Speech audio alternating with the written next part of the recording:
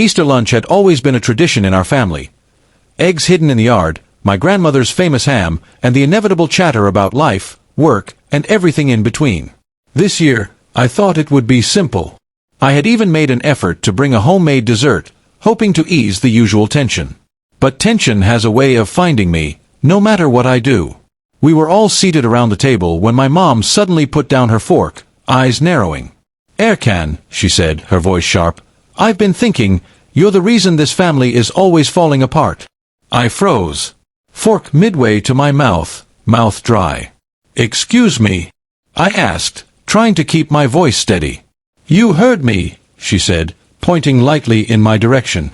"Every argument, every misunderstanding, somehow it always ends up being your fault. You think you're helping, but you just make things worse." I blinked, trying to process the words. My dad shifted uncomfortably in his seat, clearly uneasy with the accusation. My sister's eyes widened, and the cousins around the table exchanged awkward glances. I don't understand," I said finally. "I've always tried to contribute, to help where I can. How is it my fault the family fights?" Mom's expression hardened. "You're stubborn, Erkan. You insist on doing things your way, giving unsolicited advice, and then act surprised when people resist. You push everyone, and we all snap back. That's why we're always in conflict." I could feel my heart rate rising, but I forced myself to stay calm. "So you're saying that because I try to help, everything falling apart is my fault? That seems unfair." She didn't respond immediately.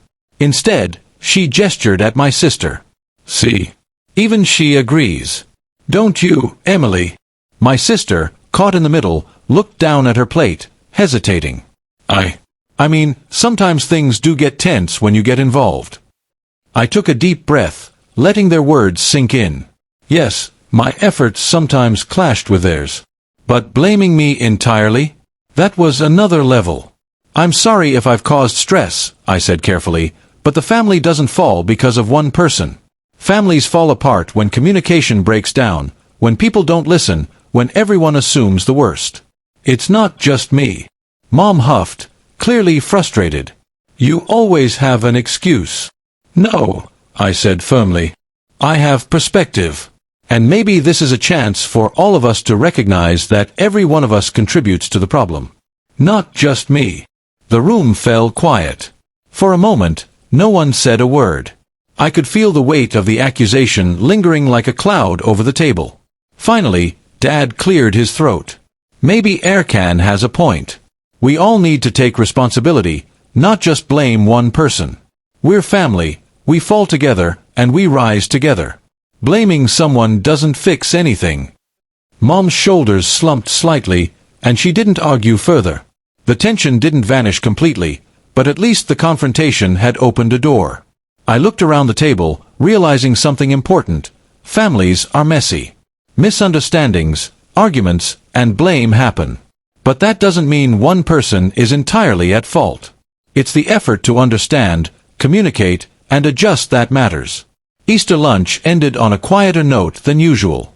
The conversation had shifted to lighter topics, and I could see my mom occasionally glancing at me, perhaps reconsidering her words.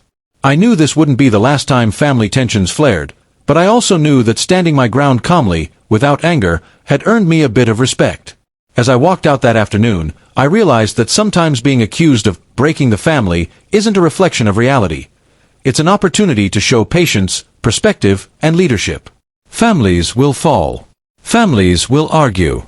But they also rise, and that rise is stronger when no one person carries all the blame.